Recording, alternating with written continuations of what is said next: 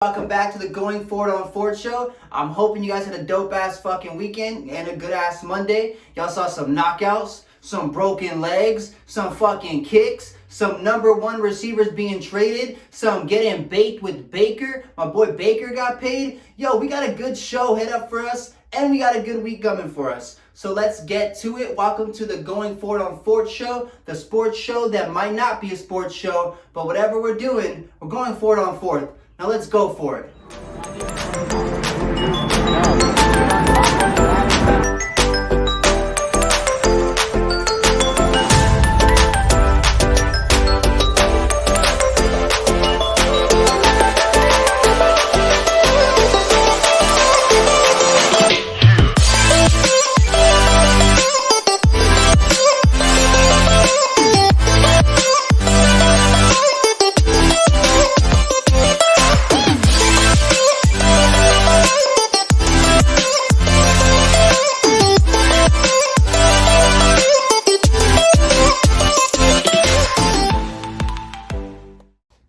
Going forward on fourth.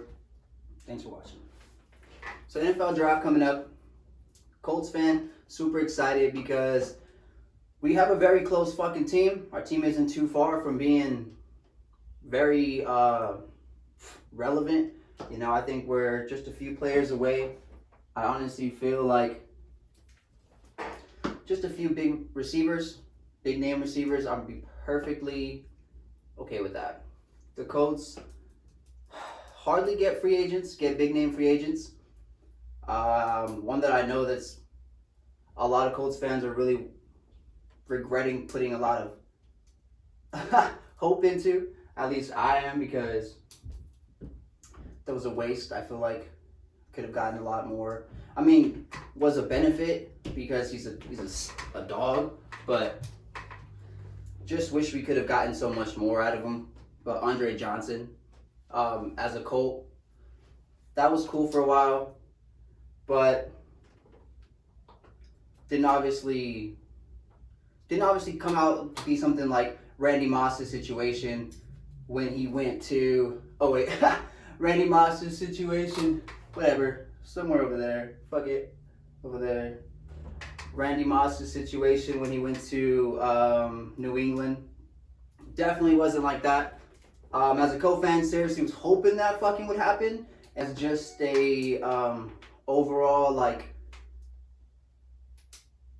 fan of football, I did want to see a player go somewhere where he was not originally from and dominate, but didn't happen with Andre Johnson. So what I'm really hoping happens, which is very dramatic, do not know how it would happen.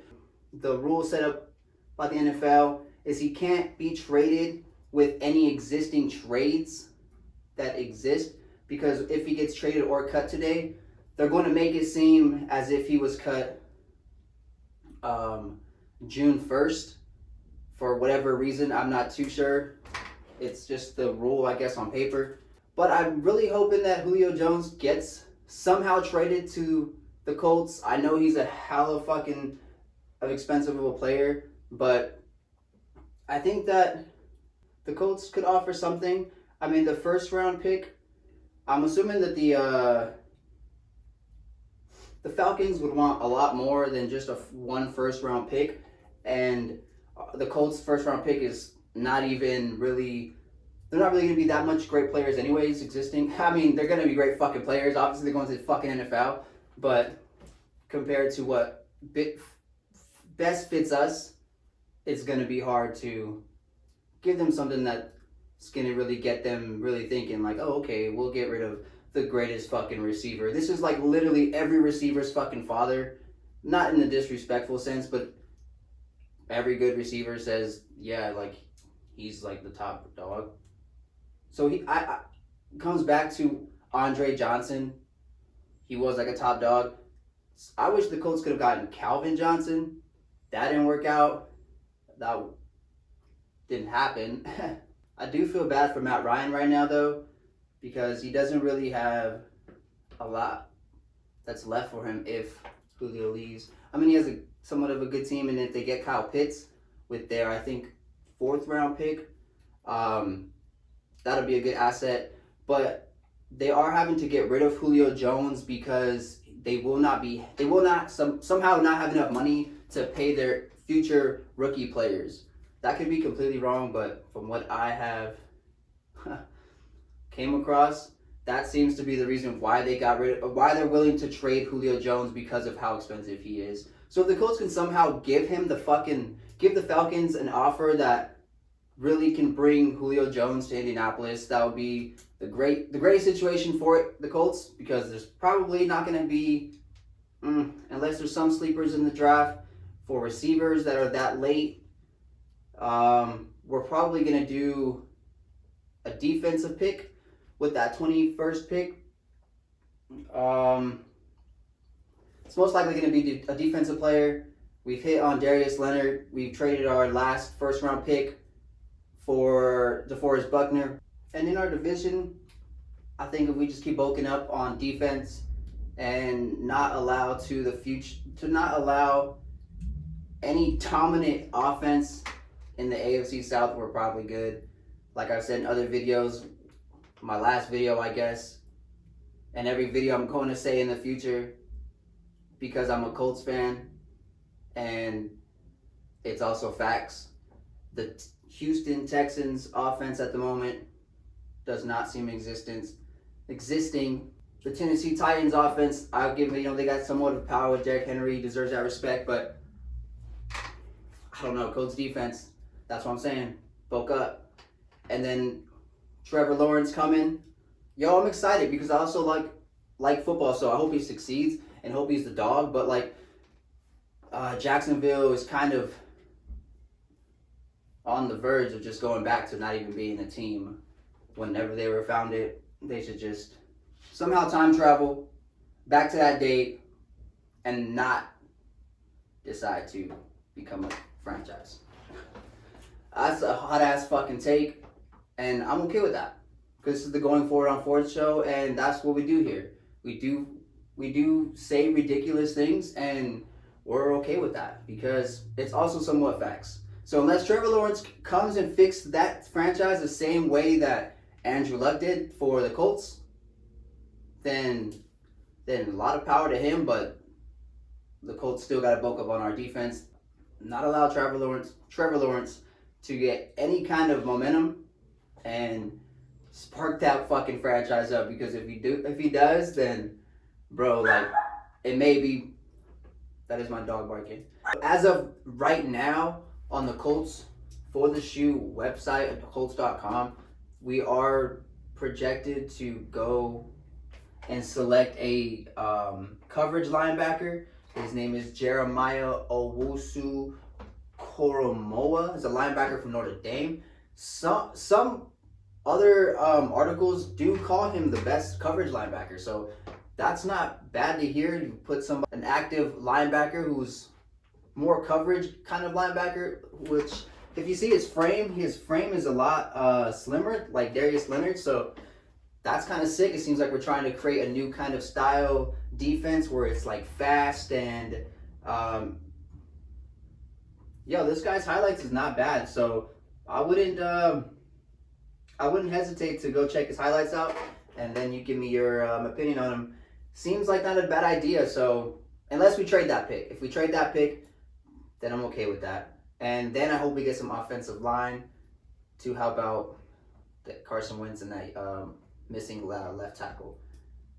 Well, I think it's going to be left guard, depending on what Quentin Nelson does and what decisions are made from up top with Jimmy from the Colts. I know that, bro. Well, anyways, that's not the only exciting fucking thing really to go with that draft. So Trevor Lawrence has been already projected to be the number 1 draft pick since he's been about, I think, 1. Just kidding. But I know that he's been projected to be the first round draft pick and supposedly the next Andrew Luck. And I really wouldn't care to hear something like that if I wasn't a Colts fan, if I wasn't like an Andrew Luck fan. I used to play football and looked up to like quarterbacks. So Peyton Manning was number 1, and then number 2 was was Andrew Luck. So this guy's supposed to be the next Trevor Lawrence. I wish we could have gotten him so that he could have followed that, but then that would mean that our team would be like shit and would need someone to revive them, and I would hate to be in that situation. I'm a lot better doing finding the quarterback that fits us, and we just need to stay afloat, let a quarterback keep us going, and then let our defense do the rest. Because that's kind of what our motive has been since the beginning, so I'm gonna stick with it. But with him being supposedly the next Andrew Luck to fix the Jaguars, which is also very bad too, because fixing the Jaguars means they fix a better team, fix a team in our division, makes our competition harder, which is, you always want to beat the best to be the best, but let's save those wins until the playoffs. Why can't we just win our division games, and then go on and win the playoff games after that? And that's when we'll prove on beating the best is how you become the best. But it brought a lot of attention to me to see, like, is this actually possible? Can Trevor Lawrence actually fix the Jacksonville Jaguars? I hope not, is what I'm saying. But if you check our roster in 2012, which is Andrew Luck's rookie year, when you look that shit up, it gives you the breakdown of how, like, who was drafted, who was the undrafted free agents, who departed from the team, like Peyton Manning, Pierre Garçon, Joseph Addai, Dallas Clark, Jeff Saturday, Gary Brackett, he left too then. And then the additions that they brought in. So hopefully they have that in the future for Trevor Lawrence. You even see their staff and the final roster. So with the final roster, you have Andrew Luck, his rookie year. They have, a good running backs. Yeah, they have him here, obviously, but like Vic Ballard, defenses weren't, from the opponent's defenses weren't scared of our run game in 2012. Our wide receivers that we had T.Y. Hilton, punt return. I'm assuming that's what the PR right there, that's what that stands for. And then Reggie Wayne, which was nice. Dwayne Allen, Coby Fleener, Anthony Costanzo, he just retired this year, so that's pretty weird. A.Q. Shipley, the center. So we got a good defense there. Pat Anger, Dwight Freeney, Robert Mathis. There's also other names. I'm sorry if those people ever even watch this video, but I doubt it. But if they do, I'm sorry I didn't name them. Antonio Brown, Darius Butler. Just trying to name kind of familiar names. We had Donald Brown reserve list. Oh, he was IR that year. Based off what this says, sorry if I'm wrong. Oh, and then there's good old Pat McAfee. And I think that's where the team is wrong there. But look at that team that isn't like this team went 2-14. I don't know. That's wrong. That was wrong. That's completely wrong. This team did not go 2-14. The team before that went 2-14. The team that with all these departures, which had Peyton Manning hurt, but he dipped off and went to fucking Denver. That breaks my heart, bro. Peyton Manning leaving Indianapolis almost had me stop watching football. If it wasn't for Andrew Luck, he revived my want to watch football. That's why the reason why I stopped watching basketball is because I was a fan of the Cleveland Cavaliers, and that is an honest fucking fact, bro. And LeBron James left, and I was like, yo, why LeBron James leave for? And I was kind of playing basketball, and I was like, I don't want to play basketball. And I stopped watching it. So watching it now is kind of like, yo, LeBron James literally is basketball, but I don't watch it. Sad world. Getting back to this, if you go and see the Jacksonville Jaguars' active roster, so obviously they'll have a departure list and all that, but as of their active roster, and this is as of Tuesday morning, right? Yeah. Their receivers, DJ Chark, like I said, with the Colts offense, like,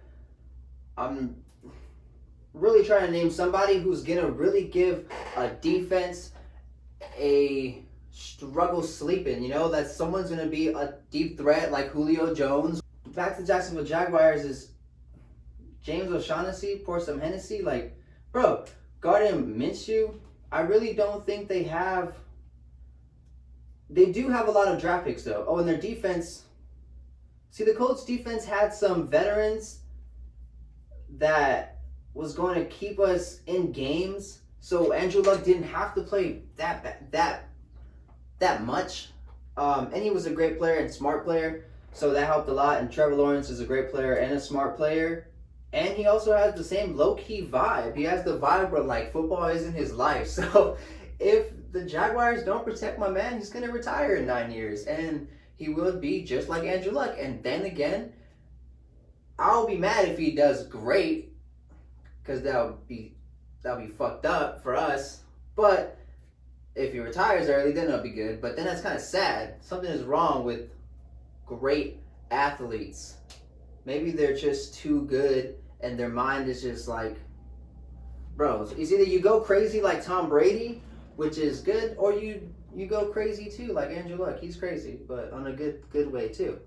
I just wish he stood around to play more. That would be cool. Sad world. Josh Lambo, I do think that he's a threat. Maybe teams know that. Miles Jack, yeah, Josh Allen. I mean, they probably wish it was the quarterback, Josh Allen. That's not someone really there. That's just a big name. They do have a lot of draft picks, though. They have 2 first-round picks. I mean, Colts can give another one. Not sure who they have that we'll want. Maybe Gardner Minshew. Yeah, I doubt that. They have no one worthy of our first-round picks, and that's the problem with the Jaguars. Colts have a 2-time first-round pick, DeForest Buckner. That is a dope stat. But I don't think the Jacksonville Jaguars have enough on their roster now, and I don't think they're going to get enough picks that are going to land. They have 1, 2, 3, 4, 5, 6, 7, 8, 9, 10 picks.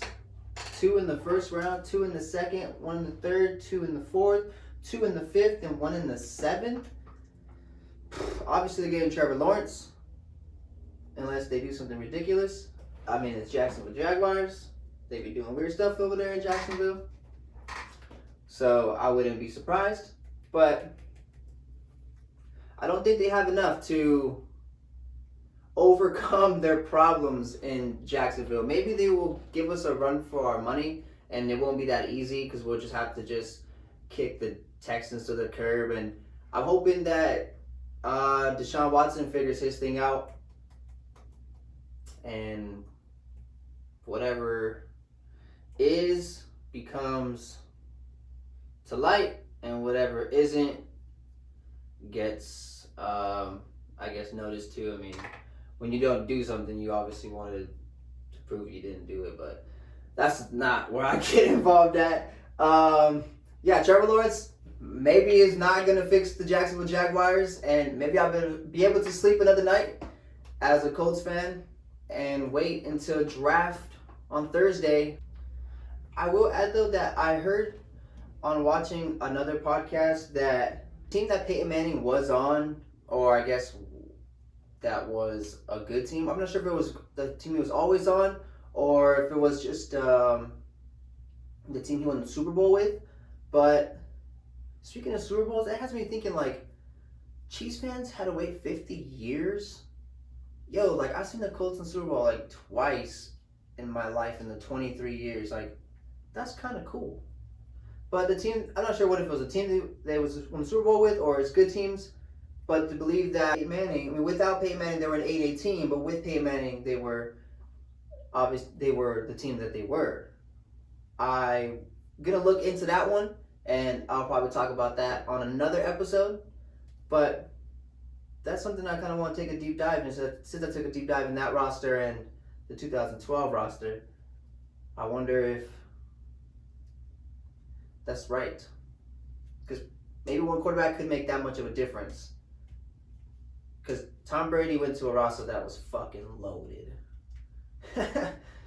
But maybe you just need a few players that can go hide and seek like a ghost, go deep, and maybe Carson Wentz could get it to him. I mean, but if not, then I guess it does prove that we need a one player change the team kind of guy. I wish it was as easy as basketball. You know, like LeBron James can just show up on any team and dominate the league. You know what? I have the tweet. He says he's not they can't show any games until, oh my God, what is my password? Can't show any, the Ohio bar owner says NBA games won't be shown at his establishment until LeBron James is expelled from the league. Wow. That was on MSN?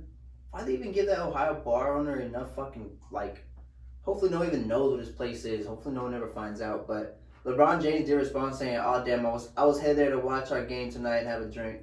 Well, and a little emoji.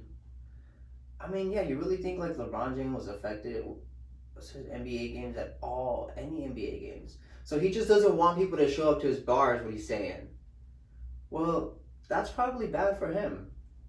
Hopefully he doesn't do that, because that's kind of bad motive for this guy. You know, badass fucking business motive there, buddy. I'm not gonna show any basketball games in a bar where a lot of people probably came before, you know?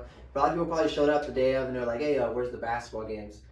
This guy said, yeah, we're not gonna fucking show any basketball games until LeBron James is out the fucking league. And you know, probably everybody's there said, like, we probably only came to your bar to watch LeBron James fucking play, buddy. What the fuck? Like, dude, my boy didn't think about that part. But LeBron James supposedly can't show up at a bar in Ohio where he originally played. Switches up on LeBron, gives LeBron his love back, and says, LeBron, come back to my fucking bar. LeBron, show some fucking love. Because LeBron is love, bro. LeBron is a dog, but I think he's like one of the most authentic players in the NBA. I don't think he was given any kind of, I don't think he's still given any kind of break. He's still expected to put every team on his back, like I fucking said when I first started this conversation, was LeBron can just pull up anywhere he wants and take over any team, like I wish Carson Wentz will do for the Colts. If not, then there'll be a lot of going for it on fourth, and that's where I'm not okay with. But here is where we go for it on fourth. And with that being said, I'm out of here. See you guys tomorrow on Going For It on Fourth, and don't forget to go for it. Deuces. Hey, you watched the whole video. Thanks for watching the Going For It on Fourth show, the sports show that might not be a sports show, but whatever we're doing, we're going for it on fourth. See you next time on the next episode, and don't forget to go for it.